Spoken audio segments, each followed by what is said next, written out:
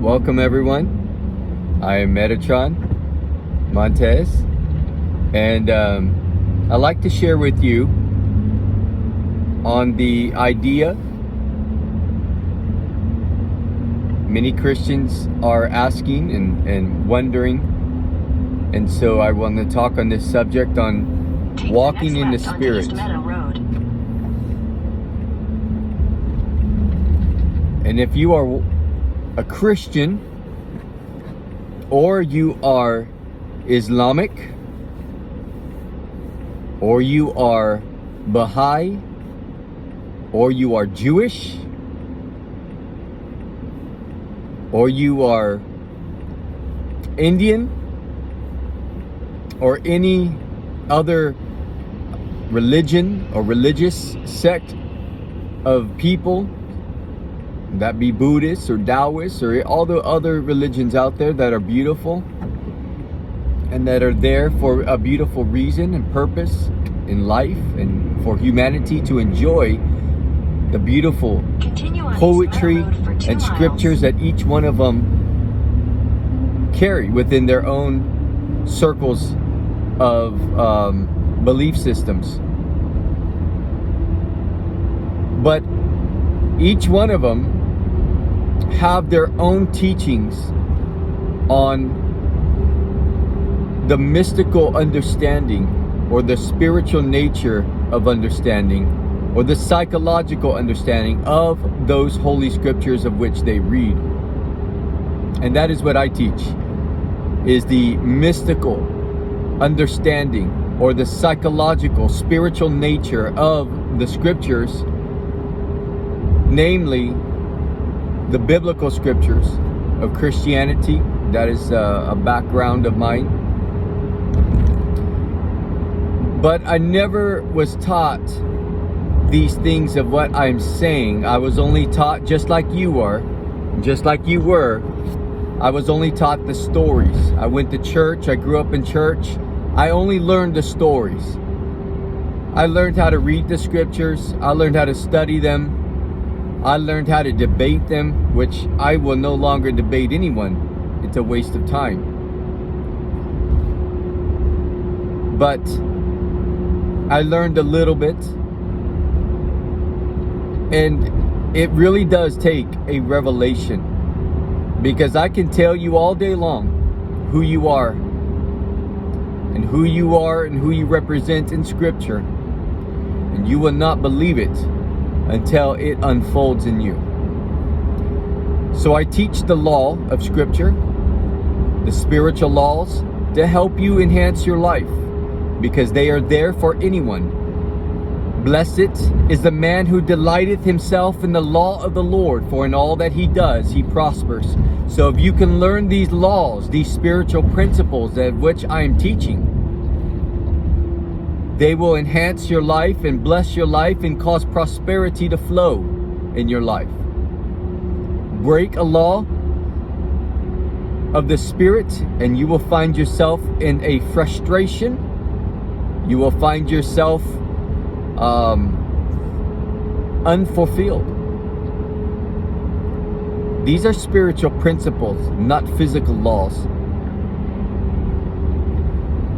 And so I have been asked, well, how do I walk in the Spirit? Because the scriptures call on its believers and on its followers to walk in the Spirit. Well, how does one walk in the Spirit? Because there are certain things that are spoken of. Paul begins to write in the scriptures, and he says, we walk not by sight, but we walk by faith. And some people think of that faith as, hey, I'm going to church. I'm faithful of going to church. I sing, I pray, I worship. So I'm walking by faith. No, that's not faith at all.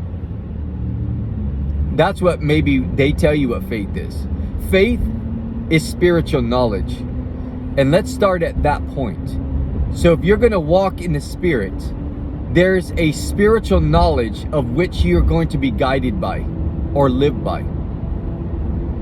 And that is faith. Faith is something that cannot be seen with your natural eyes. It can't be understood with your natural eyes. It can't be understood with your natural mind. It can only be understood from a spiritual aspect. And that spiritual aspect is from your spirit. Your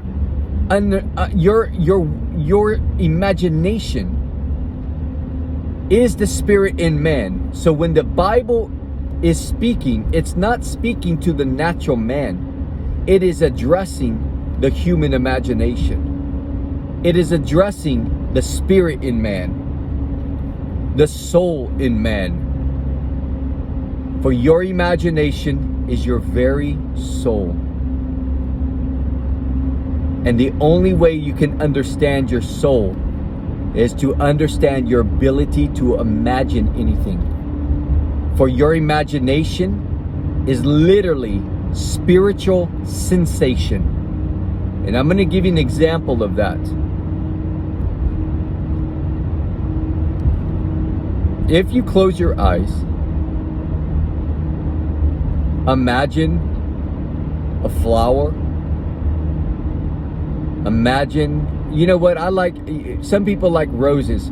I like roses, but you know what, there's something I like more than roses? Honeysuckle. Honeysuckle smells so beautiful, smells so good. And when I'm out here in the mountains, and I'm out here, I'm out in the mountains a lot. And there's wild honeysuckle. And I can just smell it while I'm walking. It's just absolutely beautiful. Absolutely beautiful. I'm by myself many, many times. 95% of the time I'm out here by myself. No one's out here with me. So close your eyes and imagine smelling the sweet scent of honeysuckle. Imagine seeing its petals, touching the soft petals of its flower. Smell it, feel it. Then open your eyes. There's no physical honeysuckle there. There's no flower in your hand. But you, using your imagination, were able to smell. You were able to feel. You were able to see. Because it is spiritual sensation. And it does take practice using your imagination. It is a beautiful, most sophisticated instrument inside your body. It is your very soul. You can close your eyes and practice with this. Hold a baseball in your hand. Feel the red cords that have held that ball together. Feel the leather, the white leather. Feel it. If you open your eyes, the ball's not there, but yet you felt it. The grooves. Now close your eyes and feel a tennis ball. Feel the furry and hairy surface of the ball. Feel the veins of which the tennis ball is wrapped in. That rubber feeling that goes in between the furriness, the velvet the carpet feel of the tennis ball. Then a handball. Remember those blue handballs? You can squeeze it like this. They're blue handballs you play handball with at school. Imagine feeling one of those. Imagine feeling a ping pong ball. Imagine feeling a basketball, a tennis ball, a racquetball, a soccer ball, and feeling every the octagon of the pieces of the soccer ball that make up the ball. And you can feel it. And you can see the black and white checkered pattern on the ball. Sometimes with the soccer ball comes the imagination. You can even imagine yourself kicking the ball. And with the basketball, you can actually imagine yourself shooting the ball into the hoop. And so the imagination, although you are sitting there in silence and you are imagining these different balls, they're not physically there, but you are seeing them, you're feeling them because of your imagination. The spiritual sensation literally is the spirit in man. So when the Bible calls its reader to walk in the spirit, it even says that the carnal man or the carnal mind cannot understand the things of God, for they are spiritually discerned. Jesus said, "The words I say, they are spirit, and they are life." The carnal man, the man that walks not after the spirit, but he's walking after what his two eyes are interpreting life to him. If he is walking in that way by his outer senses, he will not understand the spirit of Scripture. He will read the stories, he can memorize the scriptures, he can quote scripture, he can tell you the stories, he can preach about the stories, but he will not understand the spirit of Scripture, because they can only be understood by the imagination, by the spirit in man. They are spiritually discerned. And so when you walk after the imagination, what is that scripture? It says, feel after him, feel after God, feel after him. Well, how do you feel after a spirit? Well, you can't do it with your body. Even witches and those who are in Wicca, they even sit in a circle, in a pentagram, or a pentagram, sorry. And they'll sit there with candles, with their eyes closed. And with their imagination, they are feeling after these spirits that they're conjuring up and that they're calling and wanting to channel through. They're using their imagination to do next left onto Old NC 135. Such a thing. And so when you are feeling after God, or you're feeling after consciousness, or some would say they're feeling after Jesus, you've got to do it with the spirit that is in you. And that is with the human imagination. It is spiritual sensation. It is your ability to feel things in a spiritual way that cannot be seen with your natural eyes. This is walking in the spirit. To feel after God, or to feel after consciousness, or to feel after Jesus, or to feel after anything with your imagination, you're going to do it in a quiet place, sitting down or lying down with your eyes closed, and you're going to let your imagination take you into that which it is trying to go, whether that be to Jesus Christ or to any other thing. And this is how manifestation works. You are placing imagination, and imagination is the life to bring a thing to life or into manifestation. It is life itself, and that is the life in you. For if imagination was to leave your body, you would die. Imagination is Jesus Christ. It is the living power of God, or the living power of consciousness, giving you ability to be alive, giving the flesh, the body, life. He is actually wearing you. He never dies. You are eternal. So walking in the spirit is walking in the imagination. Spiritual sensation, being able to see things. So when you say we walk not by sight, but by faith, you're walking in spiritual knowledge or spiritual wisdom. And that wisdom is knowing how to walk spiritually. And that is with the imagination, to feel after something that cannot be seen with your natural eyes, as though it is seen. How is that done?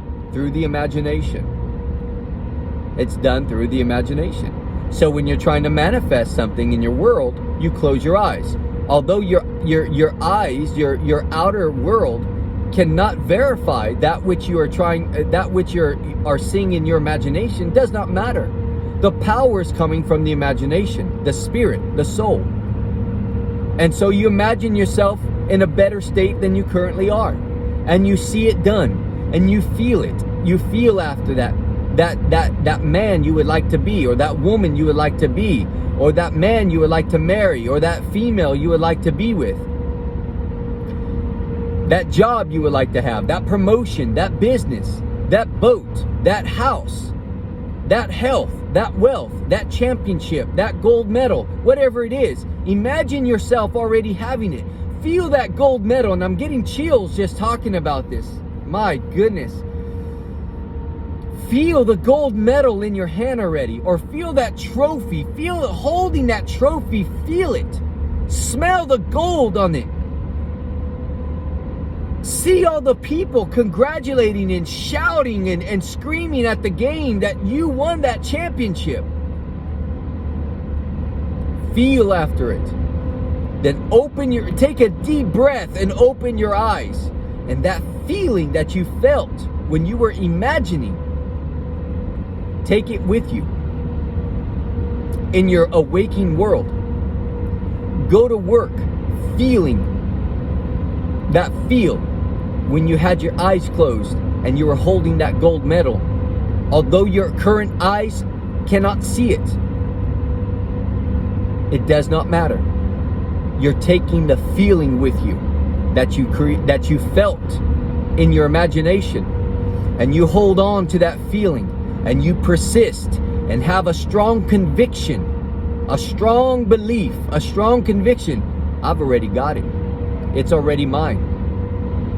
And that is, and I'm not gonna, we're gonna talk later. Maybe I'll do another video, but we will talk about the Sabbath. It goes hand in hand with this, but we will talk about that on another video. We're going on 17 minutes now, so I'm going to let this go. But this is walking in the spirit, and maybe we'll do another video to extend on this and expound on this and go a little deeper. But walking in the spirit is walking after the imagination and the spirit that is in you. So I'll create another video called part 2 or part 3 of this, and we'll expand on this. I love you. I hope that was helpful for you. All right, peace out.